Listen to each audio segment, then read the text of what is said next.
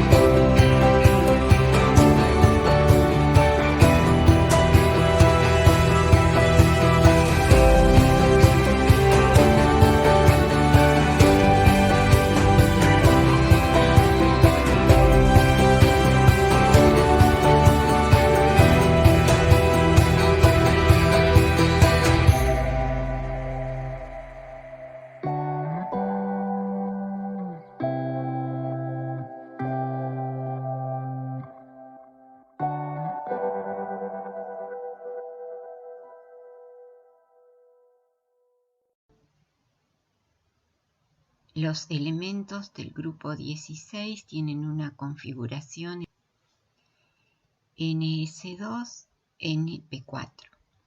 Los primeros dos elementos son conocidos. El primer elemento es el oxígeno, con una configuración en la capa de valencia, 2S2, 2P4.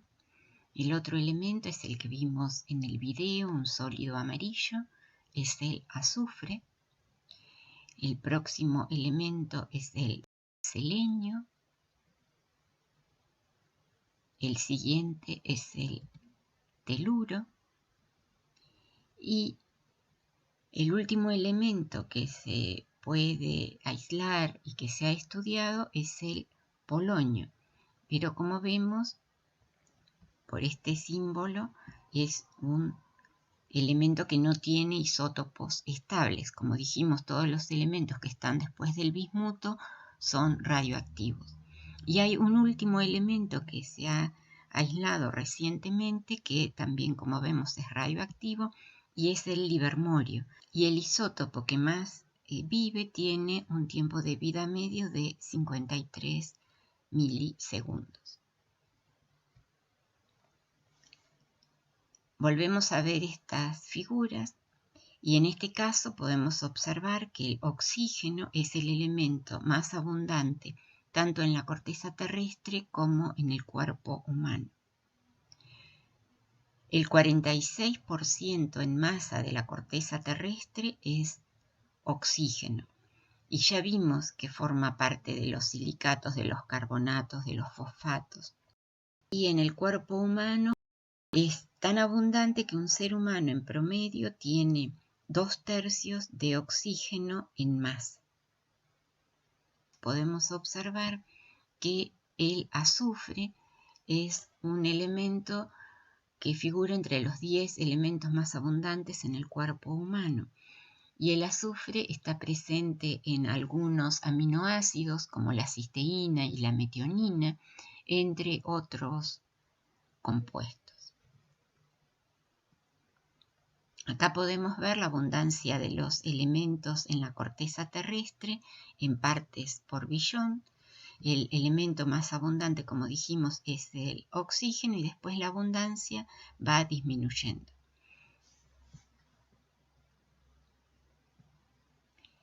El oxígeno tiene 3 isótopos estables.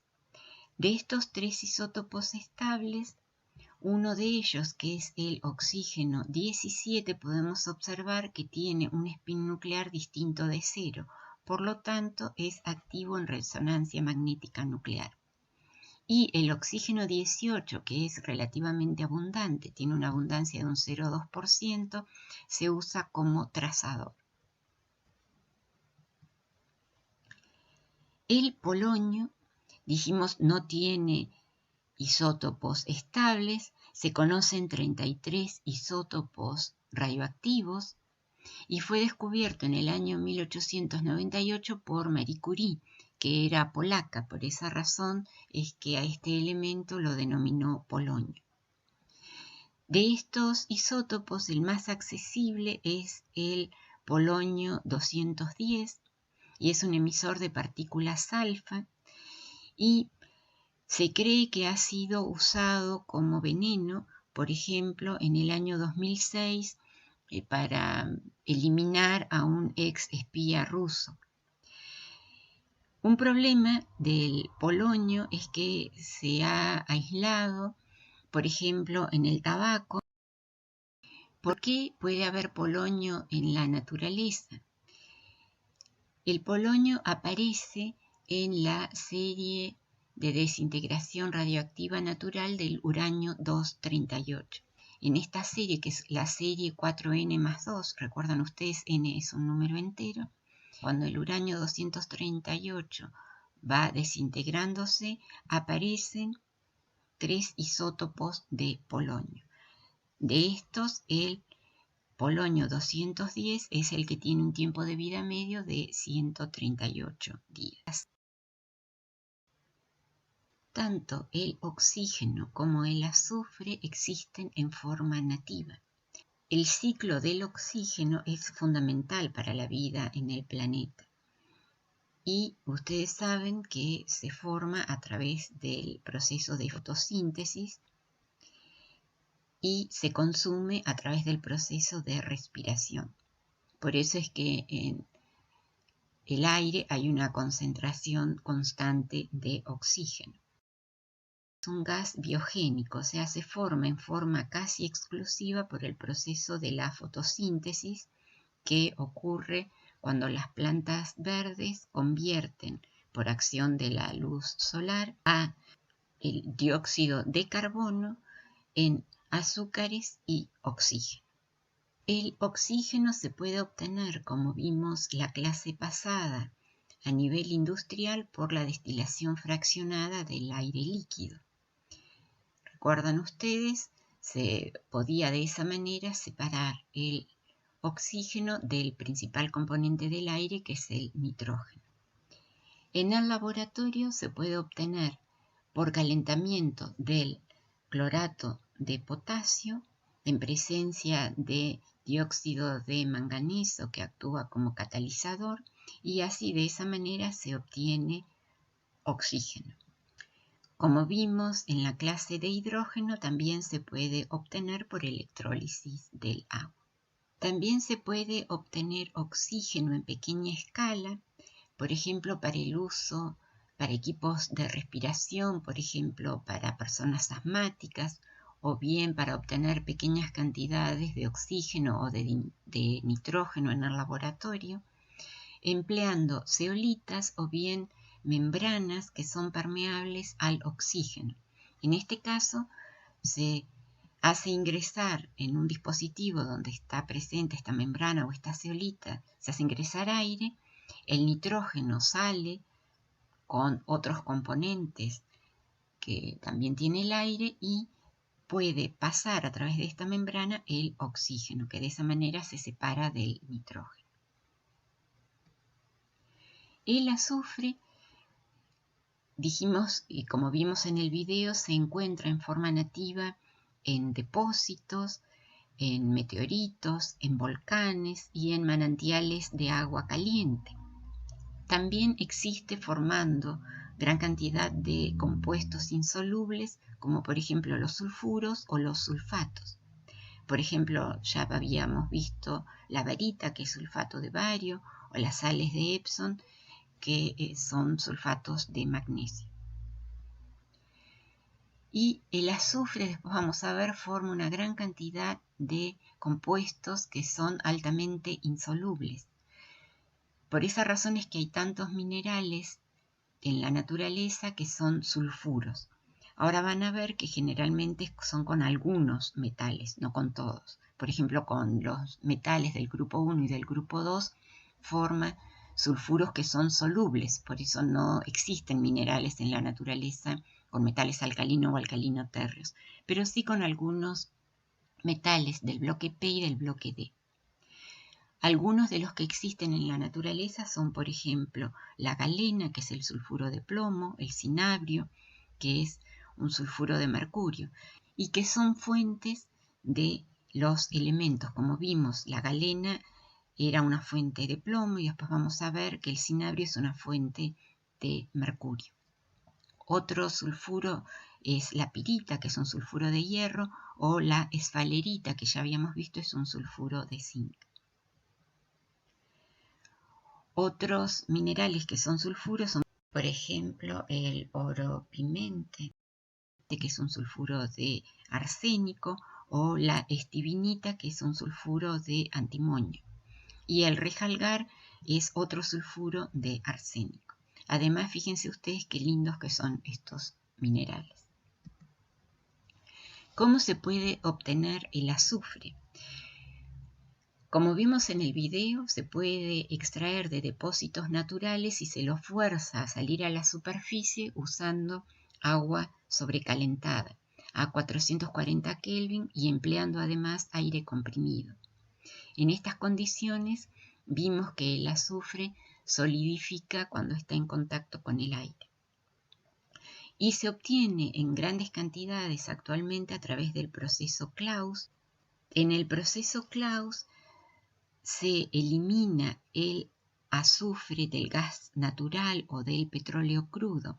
Para obtener el azufre lo que se hace primero es tratar al sulfuro de hidrógeno con oxígeno a una temperatura entre 1000 y 1400 grados centígrados y de esa manera se obtiene algo de dióxido de azufre que luego en presencia de catalizadores y trabajando a una temperatura entre 200 y 300 grados centígrados permite obtener el azufre líquido más agua.